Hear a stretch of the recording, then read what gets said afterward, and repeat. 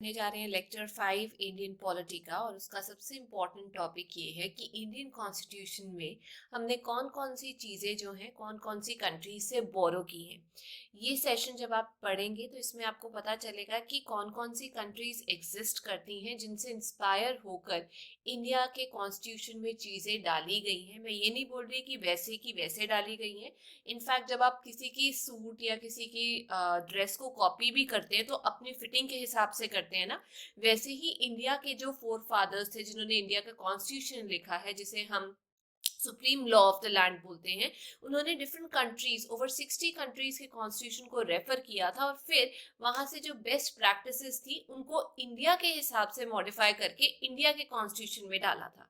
तो चलिए शुरू करते हैं। जैसे सबसे पहले है गवर्नमेंट ऑफ इंडिया एक्ट 1935, जो हमने पढ़ा था लास्ट क्लास में। और मैंने आपको बताया था कि इसे बोला जाता है इंडिया का स्केलेटल, मतलब इंडिया का नहीं, इंडिया के कॉन्स्टिट्यूशन का स्केलेटल। तो इसमें हमें फेडरल स्कीम का आइडिया दिया था। फेडरल क्या होता है, एक सेंटर पे गवर्नमेंट होगी और एक गवर्नमेंट होगी स्टेट लेवल पे, यानी कि पावर दो लेवल्स पे डिवाइडेड होगी। इससे ऑपोजिट जो चीजें होती है उसे हम बोलते हैं यूनिटरी, जिसके बारे में भी डिटेल में डिस्कशन हुई थी लास्ट क्लास में कि यूनिटरी जो है वो स्पिरिट में तब आ जाता है इंडिया जब इमरजेंसी लग जाती है। अदरवाइज फेडरल होता है, यानी डिवीजन ऑफ पावर होती है टू लेवल्स पे, सेंटर के पास और स्टेट के पास। ये प्रैक्टिस हमने 1935 के एक्ट से लिया था। Office of governor, state level पे एक गवर्नर होते हैं, जैसे सेंटर पे प्रेसिडेंट होते हैं, तो गवर्नर की जो आइडिया है वो 1935 के एक्ट से मिला था। जुडिशरी का कॉन्सेप्ट भी 1935 के एक्ट से मिला था, क्योंकि मैंने आपको बताया था तब फेडरल कोर्ट की स्टैब्लिशमेंट की गई थी। पब्लिक सर्विस कमीशन, कुछ लोग पीपीएससी का एग्जाम देते हैं, यूपीएससी का एग्जाम देते हैं, तो ये जो आईएएस पीसीएस निकलते हैं उनका जो आइडिया है वो 1935 के एक्ट से ही मिला था।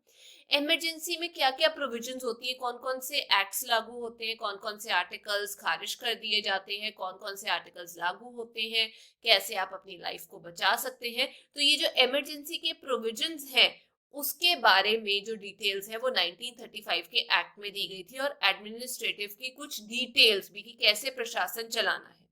अब अक्सर लोग कंफ्यूज हो जाते हैं कि गवर्नमेंट ऑफ इंडिया एक्ट 1935 में इमरजेंसी की प्रोविजंस हैं कि इमरजेंसी में क्या क्या होगा। लेकिन अगर आप देखें जर्मनी के कॉन्स्टिट्यूशन से हमने क्या लिया था, याद रखना, क्योंकि जर्मनी में हिटलर थे, तो हिटलर तो फंडामेंटल राइट्स को भी नहीं बख्शते ना। तो जो सस्पेंशन होता है फंडामेंटल राइट्स का इमरजेंसी के टाइम पे, वो हमने जर्मनी से लिया था।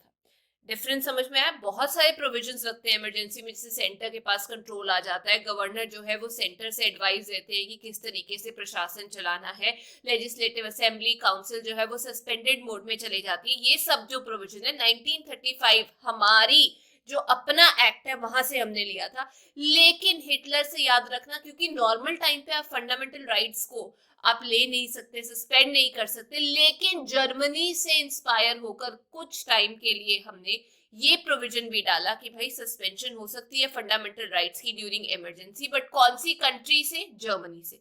तो दोनों में आई होप आप लोगों को डिफरेंस समझ में आ गया होगा। अब बात करते हैं ब्रिटिश कॉन्स्टिट्यूशन की, उस कंट्री की जिसने हमारे ऊपर रूल किया कम से कम 200 साल तक।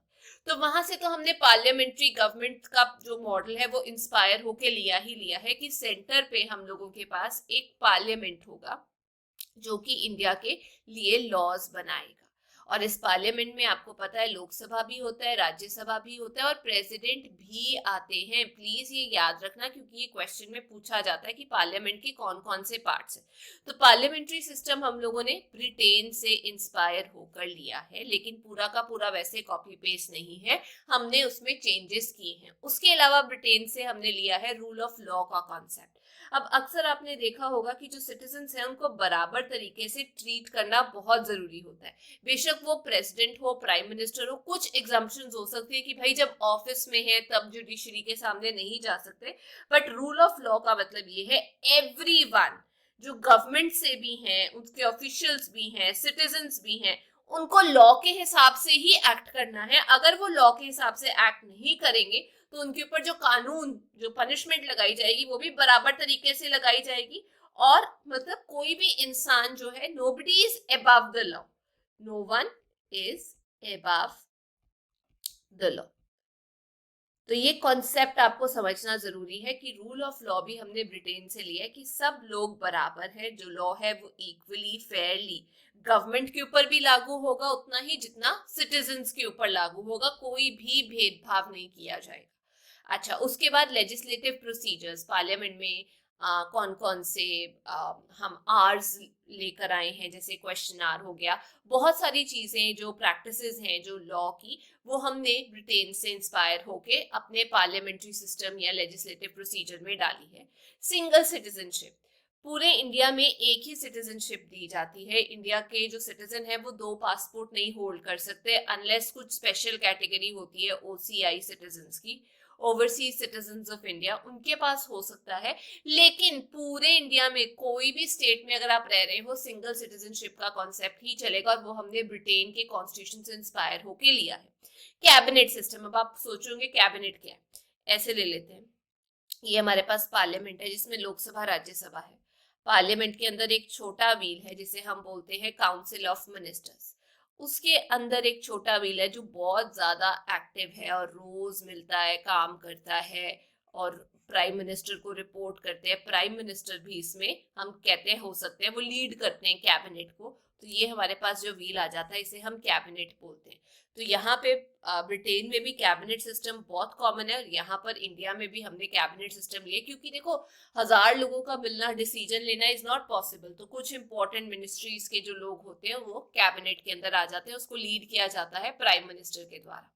उसके बाद हमारे पास प्रेरोगेटिव रिट्स। अब ये प्रेरोगेटिव रिट्स क्या होती है, इसमें सबसे पहले हम समझते हैं रिट का मतलब क्या होता है। रिट का बेसिक मतलब होता है ऑफिशियल ऑर्डर। तो ये जो ऑफिशियल ऑर्डर होता है ये बेसिकली डायरेक्ट करता है कि किसी का बिहेवियर आप कैसे मॉनिटर कर रहे हो, कि कैसे बिहेवियर होगा, किस किस का मॉनिटर डायरेक्ट करता है। या तो कोई एजेंसी है, बेशक वो गवर्नमेंट की हो या गवर्नमेंट की ना हो, कोई ऑफिशियल है, उनको कैसे मतलब इंस्ट्रक्शंस देनी है, या कोई और अगर कोर्ट है तो वो किस तरीके से एक्ट करेंगे। तो ये जनरली जो टर्म है रिट, ये पहले ओरिजिनेट की है जो क्वीन जो थी, जो क्राउन था इंग्लैंड का, इंग्लिश लॉ के अंदर था। और वहां से हम कह सकते हैं कि ये जो एक्स्ट्रा ऑर्डिनरी पावर होती थी मोनार्क के पास, क्वीन के पास, वहां से हम लोगों ने लिया है। और इस टाइम पे ये कोर्ट्स इशू करते हैं एक्स्ट्रा ऑर्डिनरी रिट्स, जिनको हम प्रेरोगेटिव रिट्स भी बोलते हैं। इंडिया में ये 5 तरीके की हैं जो हम फंडामेंटल राइट्स जब पढ़ेंगे तो उस चैप्टर में आप लोगों को मैं ये रिट्स के बारे में बताऊंगी। अलग अलग कंट्रीज में अलग अलग क्राइटेरिया होता है, लेकिन हम 5 इंपॉर्टेंट रिट्स के बारे में पढ़ेंगे। बस ये डायरेक्शंस दी जाती है किसी एजेंसी को, ऑफिशियल को, अदर कोर्ट को, जैसे सुप्रीम कोर्ट हाई कोर्ट को दे दे, हाई कोर्ट नीचे सेशन कोर्ट को दे दे कोई ऑर्डर कि भाई ऐसे नहीं, ऐसे डायरेक्ट होना चाहिए, ऐसे काम होना चाहिए। आई होप अब प्रेरोगेटिव रिट्स के बारे में आप लोगों का कॉन्सेप्ट क्लियर है। उसके बाद बात आ जाती है पार्लियामेंट्री प्रिविलेजेस की। जो पार्लियामेंट के मेंबर्स हैं, बेशक वो आपके लोकसभा के मेंबर्स हैं या राज्यसभा के मेंबर्स हैं, उनको कुछ इम्यूनिटीज दी जाती है, कुछ प्रिविलेजेस दी जाती है, जिसको हम पार्लियामेंट्री प्रिविलेजेस बोलते हैं। ये पहले के टाइम पे ब्रिटेन में आप कह सकते हैं मेंबर्स को दी जाती थी, आज की डेट में भी एग्जिस्ट करता है। अब जैसे मैं सिंपल सी बात करूं, इंडिया में क्या पार्लियामेंट्री प्रिविलेजेस हैं, एक एग्जांपल देती हूँ। जैसे किसी मेंबर ने पार्लियामेंट में कुछ भी बोलना है तो उनके पास फ्रीडम ऑफ स्पीच है कि हाँ वो अपना पॉइंट रख सकते हैं पार्लियामेंट के अंदर। और अगर वो पार्लियामेंट्री प्रोसीडिंग्स के अंदर कुछ भी बोलते हैं, किसी चीज में वोट करते हैं as a member of the parliament या as a member of any committee जो पार्लियामेंट में बनती है, तो इसके लिए कोई भी प्रोसीडिंग्स नहीं हो सकती उनके अगेंस्ट कोर्ट ऑफ लॉ में। मतलब कोर्ट में जाके ये नहीं बोला जा सकता कि इसने यहाँ पर ये बोला था। उसके बाद जो कॉन्सेप्ट है बाईकेमरलिज्म, स्टेट्स में जो 2 हाउसेज होते हैं, एक होता है लेजिस्लेटिव असेंबली, एक होता है लेजिस्लेटिव काउंसिल। तो ये जो बाईकेमरल, बाई मतलब 2, केमरल मतलब हाउस, ये जो कॉन्सेप्ट है ये भी हमने ब्रिटेन से लिए। अब इतनी चीजें याद जरूर कर लेना। अब बात करते हैं यूएस से। यूएस से हमने लिए फंडामेंटल राइट्स। ये कुछ बेसिक राइट्स होते हैं। देखो, ह्यूमन राइट्स वो होते हैं जो नेचुरल राइट्स होते हैं कि आपका बर्थ हुआ है तो आपको कुछ बेसिक राइट्स दिए ही जाएंगे। लेकिन फंडामेंटल राइट्स वो वाले राइट्स होते हैं जो इनका एक स्पेशल लिखा गया प्रोविजन है हमारे कॉन्स्टिट्यूशन के अंदर, और कोई भी वो आपसे नहीं ले सकता। अगर आपसे कोई भी आपके फंडामेंटल राइट्स छीनता है तो आप सीधा कोर्ट के पास जा सकते हैं कि भाई ये मेरे राइट्स छीने जा रहे हैं, और उसकी रेमेडी कोर्ट देते ही देते हैं। फिर इंडिपेंडेंस ऑफ जुडिशरी। जुडिशरी जो है इंडिया में वो इंडिपेंडेंट है। जैसे हमारे पास 3 विंग्स है ना, या 3 ऑर्गन्स है, लेजिस्लेचर, एग्जीक्यूटिव एंड जुडिशरी। तो जुडिशरी की जो अपॉइंटमेंट होती है वो भी इंडिपेंडेंट तरीके से होती है, नहीं कि एग्जीक्यूटिव का मेंबर लग गया, लेजिस्लेचर का लग गया, नहीं, ऐसे नहीं होता। इंडिपेंडेंट पेपर के जरिए से भी आप आगे जा सकते हो, प्रमोट हो सकते हैं, लेकिन वैसे भी उसकी इंडिपेंडेंस है, इंडिविजुअल एग्जिस्टेंस होती है। जैसे एग्जीक्यूटिव अपने हिसाब से काम करता है, लेजिस्लेचर अपने। इसके अलावा इंडिपेंडेंस होने के अलावा जुडिशरी के पास जो हमने एक और प्रोविजन यूएस से लिए वो है जुडिशियल रिव्यू। कई बार लेजिस्लेचर ऐसे लॉज बना देता है जो कॉन्स्टिट्यूशन के साथ सहमति नहीं खाते या हमारे फंडामेंटल राइट्स को इन्फ्रिंज कर रहे होते हैं। उस टाइम पे जुडिशरी आके अपना जुडिशियल रिव्यू देता है कि मुझे ये लगता है कि ये जो लॉ है ये गलत है, उसे हम बोलते हैं जुडिशियल रिव्यू। बहुत ही इंपॉर्टेंट पॉइंट है, इसे जरूर याद करना कि जो जुडिशियल रिव्यू है वो हमने कहाँ से लिया है, फंडामेंटल राइट्स हम लोगों ने कहाँ से लिए, वो हमने लिए यूएसए से। उसके अलावा इम्पीचमेंट ऑफ द प्रेसिडेंट। देखिए, प्रेसिडेंट आमतौर पे नहीं निकाले जा सकते, लेकिन उनके जो रिमूवल का जो प्रोसेस है, आपको पता होगा यूएस में प्रेसिडेंट होते हैं ना, तो ये याद रखना कि उनके रिमूवल, उनको हटाने का भी जो प्रोसेस है वो हम लोगों ने यूएस से लिए। Removal of supreme court and high court के जजेस। अभी देखो जुडिशरी का कितना लिए कि जुडिशरी इंडिपेंडेंट है, और उनको हटाने का भी जो काम है वो भी यूएस के कॉन्स्टिट्यूशन से ही हम लोगों ने इंस्पायर होके लिए। उसके अलावा post of vice president. US में क्या होता है, एक प्रेसिडेंट होते हैं, एक रनिंग कैंडिडेट होते हैं वाइस प्रेसिडेंट। किन्हीं हालातों के चलते अगर प्रेसिडेंट हट जाते हैं तो उनकी जगह जो वाइस प्रेसिडेंट है वो उनकी सीट ले लेते हैं। तो ये सारी चीजें आप लोगों को याद करनी जरूरी है। Fundamental rights, independence of judiciary, judiciary के जो जजेस हैं उनको हटाने का प्रोसीजर, प्रेसिडेंट का, वाइस प्रेसिडेंट का, यूएस से लिया। अब बात करते हैं आयरिश कॉन्स्टिट्यूशन यानी आयरलैंड से हम लोगों ने क्या लिया। आयरलैंड से हमने लिया directive principles of state policy.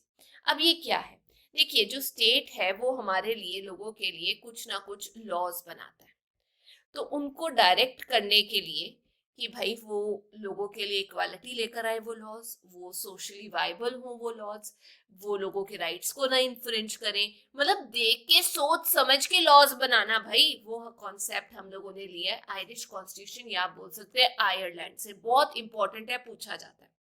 उसके अलावा nomination of members to Rajya Sabha. देखिए जो राज्यसभा है इंडिया में, उसमें एक इंसान की जो टर्म होती है, पर पर्सन जो टर्म होती है वो 6 इयर्स होती है। अब ये कैसे है ये हम डिटेल में पढ़ेंगे। और इस हाउस के इलेक्शंस डायरेक्ट नहीं होते, जैसे लोकसभा के तो 5 साल बाद इलेक्शंस हो जाते हैं और 5 साल बाद खत्म हो जाता है, लेकिन जो राज्यसभा ये कंटिन्यूसली चलता रहता है। इसके कुछ मेंबर्स जो हैं वो रिटायर होते रहते हैं। अब इसमें राज्यसभा के अंदर 12 मेंबर्स जो हैं वो नॉमिनेट किए जाते हैं। जैसे आपने देखा होगा बहुत सारे क्रिकेटर्स, फिल्म स्टार्स जो हैं वो इसमें बैठे होते हैं, मेंबर्स होते हैं। वो जो नॉमिनेशन होती है वो की जाती है by the president of India. वो प्रेसिडेंट ही करते हैं, उनका टर्म भी 6 इयर्स होता है, लेकिन कौन से क्राइटेरिया के अंदर, कि उन्होंने आर्ट्स में कुछ कंट्रीब्यूशन दिया हो, उन्होंने लिटरेचर में कंट्रीब्यूशन दिया हो, साइंस में दिया हो, या फिर सोशल सर्विस के अंदर अगर उन लोगों ने कोई कंट्रीब्यूशन दिया तो उनके पास राइट है कि भाई वो जाकर नॉमिनेट हो सकते हैं, मतलब प्रेसिडेंट उनको नॉमिनेट कर सकता है। अब ये चीजें मैंने आपको 4 क्यों बताई है, क्योंकि क्वेश्चन में ऑप्शन दी जाती है कि जो मेंबर्स हैं जो नॉमिनेट किए जाते हैं वो कौन सी फील्ड से होते हैं। अक्सर पूछ लिया जाता है कि क्या स्पोर्ट्स एक फील्ड है, फिर सचिन तेंदुलकर क्यों है उसके अंदर, भाई सोशल सर्विस तो है, स्पोर्ट्स नहीं है। ये क्वेश्चन पूछे जाते हैं, इसलिए मैंने यहाँ स्टार मार्क किया है कि हमारे पास कौन सी फील्ड से मेंबर्स जो है प्रेसिडेंट नॉमिनेट कर सकते हैं राज्यसभा में, और कितने नॉमिनेट किए जाते हैं, और एक टर्म जो होती है एक इंसान की वो कितने साल के लिए होती है। इजी। अब मेथड क्या है इलेक्शन ऑफ प्रेसिडेंट। जो इंडिया में प्रेसिडेंट है, जो फर्स्ट सिटीजन ऑफ इंडिया है, वो डायरेक्टली उनको इलेक्ट करने के लिए लोग नहीं आते, उनको इलेक्ट किया जाता है एमएलएस और एमपीज के द्वारा। तो ये जो प्रोसीजर है प्रेसिडेंट को इलेक्ट करने का वो भी हम लोगों ने आयरलैंड से ही कॉपी किया है, कॉपी इन द सेंस उनसे इंस्पायर होके लिए। चलिए अब बात करते हैं कनाडा की।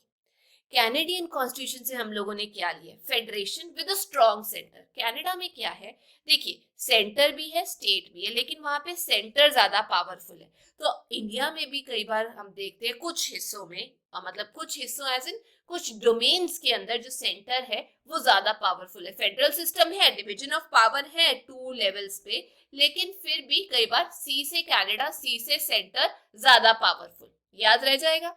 उसके अलावा wasting of residuary powers in the centre. अब ये क्या है, इंडिया में 3 लिस्ट है, शायद आपको पता हो। सेंटर की लिस्ट, या जिसे हम बोलते हैं यूनियन लिस्ट, स्टेट की लिस्ट, कंकरेंट लिस्ट, जिसपे सेंटर भी लॉ बना सकता है, स्टेट भी लॉ बना सकता है। लेकिन उसके अलावा कुछ टॉपिक्स जो है वो रह जाते हैं इस लिस्ट से बाहर। उसके ऊपर लॉ बनाने की जो पावर है वो सेंटर के पास आ जाती है। बेसिक कनाडा में ये सोच के चलो कि सारी की सारी पावर आप दे रहे हो सेंटर को इनडायरेक्टली, रेजिड्यूरी भी, और वैसे फेडरेशन में भी सेंटर ज्यादा पावरफुल है। उसके अलावा appointment of state governors by the centre. आप ये सोचो सेंटर ही एक्चुअली अपॉइंट करता है स्टेट के गवर्नर्स को। तो हुआ फिर से सेंटर पावरफुल, हुआ या नहीं, इजी तरीका।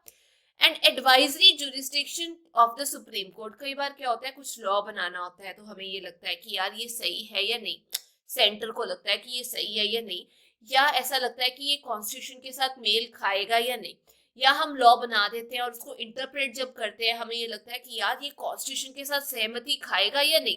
तो उस केस में जो सेंटर है वो सुप्रीम कोर्ट के पास जा सकता है कि आप गार्ड करते हो भाई कॉन्स्टिट्यूशन को, आप ही हमें बताओ कि ये जो हम लॉ बना रहे हैं ये या एग्जीक्यूट कर रहे हैं, क्या ये सहमति खा रहा है जो कॉन्स्टिट्यूशन के अंदर प्रोविजन दिए गए हैं उसके साथ या नहीं। तो दोबारा से बता रही हूँ, सी से कनाडा, सी से सेंटर को आपने पावरफुल बनाना है। फेडरेशन है स्ट्रॉन्ग सेंटर के साथ, जो रेजिड्यूरी पावर है सेंटर के पास, गवर्नर अपॉइंट किए जा रहे हैं सेंटर के पास से, और एडवाइजरी जुरिस्डिक्शन, एक्चुअली ये भी जुरिस्डिक्शन जो है ये सेंटर के पास ही होती है, सेंट्रल गवर्नमेंट ही पूछती है ज्यादातर सुप्रीम कोर्ट को। अब आ जाते हैं जी कंगरू नेशन के ऊपर, ऑस्ट्रेलिया के ऊपर। ऑस्ट्रेलिया से कंगरू नेशन अच्छा चलो, ऑस्ट्रेलिया। अब आगे बढ़ने से पहले वैसे क्या आपको कैपिटल पता है क्या है ऑस्ट्रेलिया का? थोड़ा थोड़ा और जीके भी पढ़ लेते हैं, वो है कैनबरा। अब ऑस्ट्रेलिया से हम लोगों ने क्या क्या लिया, कनकरेंट लिस्ट, जिसके बारे में मैंने आपको पहले ही बता दिया कि क्या होती है। 3 लिस्ट होती है, यूनियन लिस्ट, स्टेट लिस्ट, ये जो कनकरेंट लिस्ट है, क से कैनबरा, कनकरेंट लिस्ट, वो हम लोगों ने ऑस्ट्रेलिया से ली है। रिलेट कर रही हूँ, कॉमर्स एंड इंटरकोर्स कैसे होगा, कॉमर्स नेशन के अंदर, इंडिया के अंदर कैसे होगा, ट्रेड व्यापार कैसे होगा, वो भी कैनबरा वाले कैपिटल के देश से हमने लिया है कि भाई कॉमर्स ट्रेड कैसे होगा। उसके अलावा joint sitting of the 2 houses of the parliament, common आके एक मीटिंग ग्राउंड मिलाकर लोकसभा और राज्यसभा, अगर दोनों में कोई बगावत हो गई, लोकसभा किसी चीज पे अड़ गई, राज्यसभा किसी चीज पे अड़ गई, तो कॉमन मीटिंग जब होगी, आप कह सकते हो जॉइंट सिटिंग जो होगी, वो हमने ऑस्ट्रेलिया से लिया। क याद रखना, वैसे स है तो, बट आप याद रखना कॉमन सिटिंग, कुछ मुद्दे पे राज्यसभा अड़ सकती है, कुछ मुद्दे पे लोकसभा अड़ सकती है, तो उनकी कॉमन या जॉइंट सेशन जो होता है वो भी हम लोगों ने ऑस्ट्रेलिया से लिया। जर्मनी का मैंने आपको पहले बता दिया, सस्पेंशन ऑफ फंडामेंटल राइट्स, इसमें कंफ्यूजन आती है और लोग ये क्वेश्चन अक्सर गलत करके आते हैं। उसके बाद आ जाते हैं जी यूएसएसआर पे। सबसे पहले तो बच्चों को यूएसएसआर, जिसको सोवियत यूनियन बोला जाता था, यही है, और इसकी फुल फॉर्म अक्सर नहीं पता होती, ये है union of Soviet socialist republics. अब ये जो यूएसएसआर है ये बेचारा छोटे छोटे हिस्सों में टूट गया था इन अगस्त 1991, इसलिए बताया क्योंकि ये क्वेश्चन पूछा जाता है कि भाई यूएसएसआर जो है वो कौन से ईयर में डिसइंटीग्रेट हुआ था। उसके बाद हमारे पास आ गया था जी रशिया। तो क्वेश्चन ये आ सकता है यूएसएसआर, सोवियत यूनियन या रशिया से हमने क्या उठाया है। बाय द वे रशिया का कैपिटल है मॉस्को। अब रशिया से यूएसएसआर से हमने क्या उठाया, फंडामेंटल ड्यूटीज। रशिया ये बोलता है कि भाई बाकी सब तो ठीक है, पहले मुझे ये बताओ कि क्या अपनी ड्यूटी आपने फुलफिल की। जब राइट्स की बात आती है तो आप फटाफट अपने राइट्स मांगने आ जाते हो, लेकिन नागरिक होने के नाते आपकी ड्यूटी है आप नेशनल एंथम की रिस्पेक्ट करो, नेशनल सॉन्ग की रिस्पेक्ट करो, फ्लैग की रिस्पेक्ट करो। कुछ और ड्यूटीज भी हैं, एक लिस्ट है जो हम पढ़ेंगे, स्पेशल आर्टिकल्स हैं कुछ पार्ट के अंदर, भाई वो क्या तुम फुलफिल कर रहे हो तो रशिया से याद रखना, रूड नहीं होना, बस फंडामेंटल ड्यूटीज अपनी पूरी करते रहो, वो हमने रशिया से इंस्पायर होके लिए। एंड द आइडियल ऑफ जो कॉन्सेप्ट है सोशल इकोनॉमिक पॉलिटिकल जस्टिस का, जो हमारे प्रीएम्बल में दिया गया है, हम अगली क्लास में पढ़ेंगे प्रीएम्बल क्या है, जो ऑब्जेक्टिव रेजोल्यूशन था, बिल्कुल सही पकड़े अगर आपने लास्ट क्लास लगाई है। तो वो जो जस्टिस दिया जाना चाहिए, अगर आप ड्यूटीज निभाओगे अपनी तो आपको जस्टिस मिलेगा, ऐसे याद कर सकते हो। किस किस फील्ड में, social economic and political field में जो इंस्पायर्ड आइडियाज हैं वो हमने भाई सोवियत यूनियन से लिए। सिंपल, ड्यूटी करो, ideas of justice, ideals of justice जो है वो आपको मिल जाएंगे।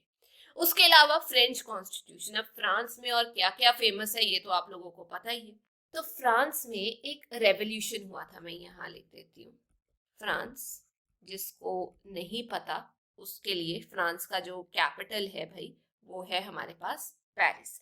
अब फ्रांस के अंदर एक रेवोल्यूशन हुआ था 1789 से लेके 1799 तक, मतलब उनकी आज़ादी के लिए।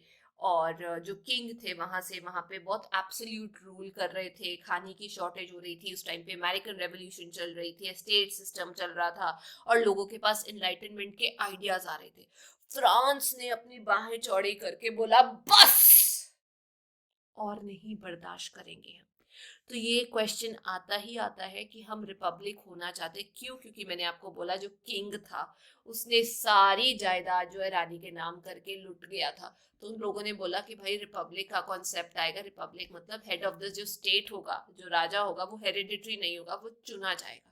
तो रिपब्लिकन कॉन्सेप्ट मैंने आपको अभी बताया, स्टेट सिस्टम था, एनलाइटनमेंट आ रही थी, फेडरल सिस्टम चल वहां पे, सॉरी फेडरल नहीं, फूड शॉर्टेज चल रही थी, एब्सोल्यूट रूल था, अमेरिकन रेवोल्यूशन उस टाइम पे हो रही थी। तो लोगों ने बोला बस रिपब्लिक सिस्टम आएगा, उसके अलावा आइडियाज ऑफ लिबर्टी इक्वालिटी और फ्रेटर्निटी हमने फ्रांस से लिए।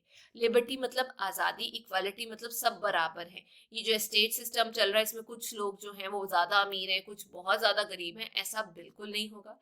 फ्रेटर्निटी मतलब भाईचारा, ये हम प्रियम्बल में पढ़ेंगे, ये आइडियाज हमने फ्रांस से लिए। अब आ जाते हैं जी साउथ अफ्रीका के कॉन्स्टिट्यूशन के अंदर। बाय द वे अगर आप लोगों को नहीं पता तो साउथ अफ्रीका में जो रेवोल्यूशन लेकर आए थे वो थे नेल्सन मंडेला। और साउथ अफ्रीका का जो कैपिटल है वो मैं यहाँ लिख देती हूँ, जिन लोगों को इंफॉर्मेशन, नई वाली इंफॉर्मेशन चाहिए, वो ये है कि इसके 3 कैपिटल्स हैं। है ना इंटरेस्टिंग फैक्ट। सबसे पहले इसका कैपिटल है प्रिटोरिया, ये इसका एग्जीक्यूटिव कैपिटल है। ब्लोमफोंटेन, ये जुडिशियल कैपिटल है। केप टाउन, ये लेजिस्लेटिव कैपिटल है हमारे साउथ अफ्रीका का। उसके अलावा जो हमारे पास लार्जेस्ट सिटी है साउथ अफ्रीका के अंदर वो है जोहानिसबर्ग, क्योंकि कुछ लोग इसको इसका कैपिटल डिक्लेयर कर देते हैं, इसलिए मैंने आपको इन्फॉर्मेशन दी है कि भाई ये लार्जेस्ट सिटी है। अब साउथ अफ्रीका से हम लोगों ने क्या क्या इंस्पायर होके लिया, क्योंकि नेल्सन मंडेला ने यहाँ की लड़ाई लड़ी थी। तो सबसे पहले हमने लिया procedure for amendment of the constitution, कि भाई देखो इतना सारा तुमने अलग अलग सिस्टम किया है तो हमारे पास जो कॉन्स्टिट्यूशन है वो भी हमारा बहुत लेंथी है। तो आप ये बताओ कि क्या तरीका होना चाहिए कि अगर इसके एक प्रोविजन को हम लोगों को चेंज करना है, जिसे हम इंग्लिश में बोलते हैं अमेंडमेंट करनी है, तो उसका क्या प्रोसीजर है, क्या तरीका होना चाहिए जिससे इजीली भी वो चेंज ना हो और ज्यादा मुश्किल भी ना हो, जैसे मैंने बताया फ्लेक्सिबल भी है रिजिड भी है, वो तरीका हम लोगों ने साउथ अफ्रीका से लिया। अब ये सारा इसलिए लिखा है ताकि आपको पता चले चेंजेस लाने के लिए, क्योंकि इनकी इतनी बाइफर्केशन है तो इन्होंने डिटेल में हमें बताया कि भाई अमेंडमेंट प्रोसीजर ये होना चाहिए। उसके अलावा election of members of Rajya Sabha, Rajya Sabha में लोग कैसे इलेक्ट होंगे, मैंने अभी आप लोगों को बताया था कि भाई आयरलैंड से हमने लिया था कि कैसे नॉमिनेट होंगे, लेकिन बाकी लोग जो है वो इलेक्ट होते हैं, वो हम लोगों ने जो आइडिया लिया था वो इंस्पायर होके लिया था हम लोगों ने साउथ अफ्रीका से, कि इलेक्ट कैसे होंगे टू राज्यसभा। लास्ट चीज जापानीज कॉन्स्टिट्यूशन से हमने लिया है प्रोसीजर एस्टैब्लिश्ड बाय लॉ। अब ये प्रोसीजर एस्टैब्लिश्ड बाय लॉ क्या होता है? जापान के लोग आपको पता है बहुत ज्यादा मतलब अपने टाइम की कदर करते हैं, हर लॉ को मानते हैं, कितना सही सिस्टम वहां पे चलता है। तो इन्होंने ये बोला कि मान लीजिए आपके लेजिस्लेचर ने या किसी भी बॉडी ने जिसके पास पावर है, एक लॉ जो है उसको इनेक्ट कर दिया, लागू कर दिया।